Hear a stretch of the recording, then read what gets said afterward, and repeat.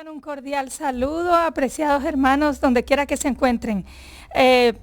Quiero agradecer a Dios por esta oportunidad y también recordar una pequeña frase bíblica que muchos las conocemos. Hasta aquí nos ha ayudado Jehová. Estas fueron palabras del profeta Samuel.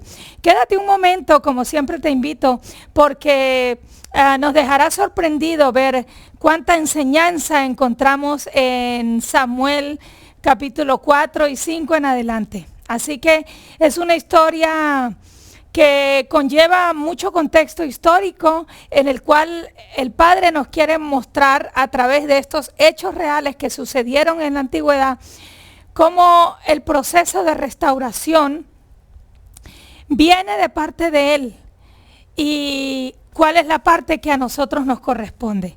En este contexto histórico de Samuel, capítulo 3, 5 en adelante, se narra la historia de que el pueblo de Israel estaba en guerra con los filisteos. Así que en ese contexto sucedieron muchas cosas.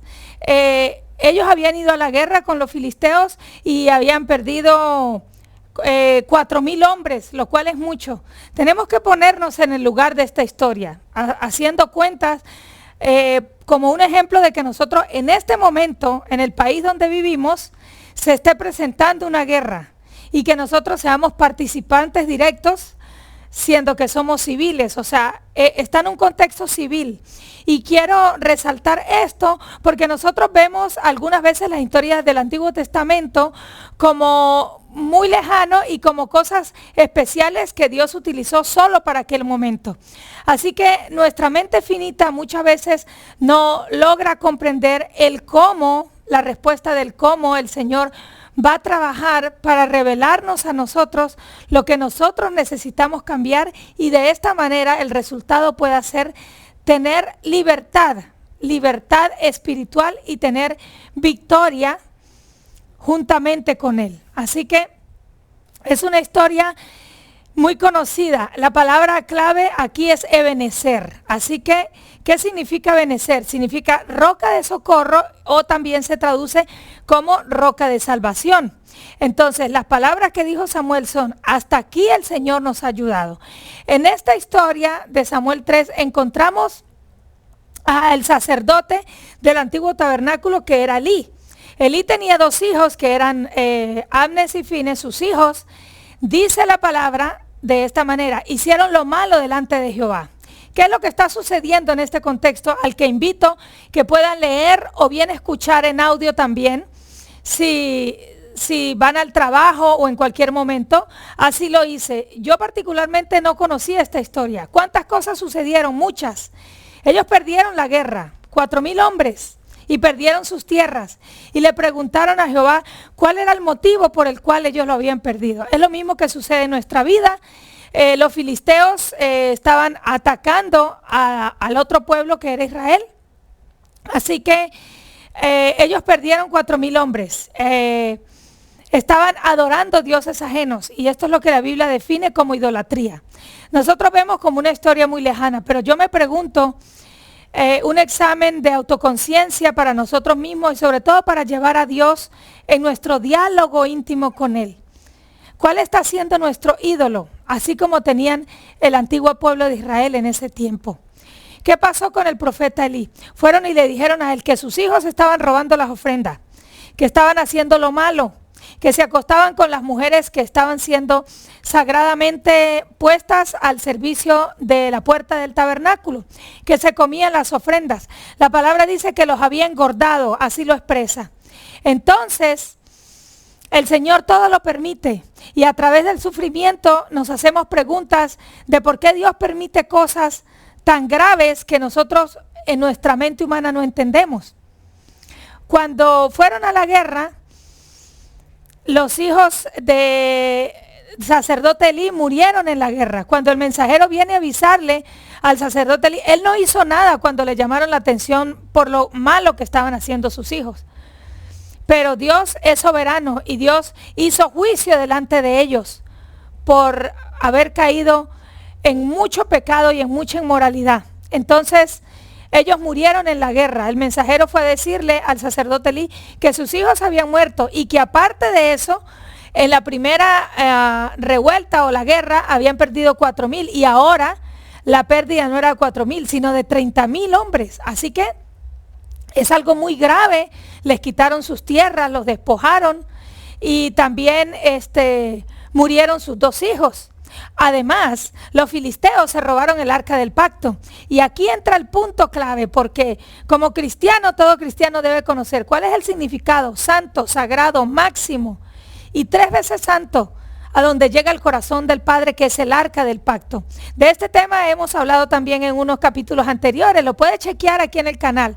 Hacemos segmentos cortos a manera de resumen, no da tiempo para todo, pero puntualizamos cómo Dios nos habla a través de estas historias que vemos como antiguas, pero que es lo mismo que se está presentando en nuestra vida actualmente. Lo cierto es que se robaron el arca del pacto y pusieron dioses baales frente a él. Dicen que al otro día cuando fueron, el dios que ellos habían puesto como de un material como de yeso, se inclinó al frente del arca y se partió. Se le partió su cabeza de una manera inexplicable, también sus brazos, y le quedó solamente el tronco. Allí hay un mensaje porque estaba al frente del arca sagrada, del corazón de Jehová. Entonces, también sucedió que Dios permitió que a ese pueblo cayeran tumores infecciosos en el cuerpo y también ratones. Así que ellos estaban siendo asediados por haberse robado el arca del pacto. Sucedieron muchas cosas. Luego de pasar 20 años, el pueblo de Israel siguió con idolatría. Y dice que en esa segunda guerra, donde perdieron muchos hombres en la guerra, ya eran 30,000, el número aumentó demasiado. El Señor envió truenos y relámpagos y los filisteos, cuando fueron a atacarlos, sintieron miedo. ¿Por qué lo fueron a atacar? El pueblo de Israel en ese momento fue a clamar, a orar. Samuel, en ese preciso momento, el profeta Samuel estaba ofreciendo clamor y sacrificio individual de parte de él. Recibió ese llamado mientras que ellos estaban peleando en la guerra, a pesar de que venían perdiendo hombres, perdiendo tierras, y su pueblo estaba debilitado, dice la historia. Entonces, lo que sucedió fue que Dios demostró ser Dios en medio de esa guerra con dificultad. Vinieron relámpagos, truenos, ya dijimos que ya habían mandado enfermedades. Entonces los filisteos sintieron temor y decidieron regresar el arca. Ojo aquí muy importante, porque cuando decide regresar el arca, ellos festejaron, los israelitas festejaron con júbilo a Dios de que el arca había vuelto. Me sorprendió también la historia, porque algunos de los que estaban ahí presentes, de las personas, abrieron el arca sin permiso deliberadamente y al instante murieron. Lo que nos deja saber cuánta santidad y cuánta seriedad y compromiso es la reverencia frente al Padre que todo lo puede. Así que continúa la historia descubriendo cosas que a mí me parecieron impresionantes, la verdad, nos dejan impresionados. También sucedió que luego, cuando llega el arca, ellos tomaron el arca como un amuleto. Y aquí viene algo muy especial. Estaban oficiando dentro del templo. Sucede con nosotros, podemos estar en nuestra congregación local y podemos estar con idolatría, teniendo ídolos.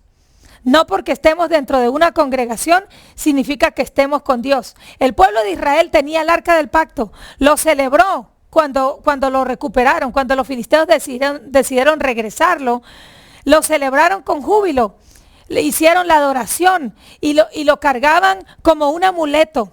Es posible que nosotros muchas veces decimos que hacer cosas y servir a Dios viniendo a la iglesia, lo podamos convertir en un amuleto. Y nos sentimos bien porque ya hicimos esto, nos sentimos hacedores y cumplidores. Pero dice la palabra que nuestro corazón está lejos de Él. Así los hijos de Eli fueron reprobados. Siendo oficiantes adentro del templo, fueron reprobados por Dios.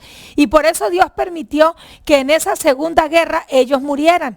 También su padre Elí no hizo nada, también murió. La historia dice que se cayó hacia atrás y se desnucó y murió.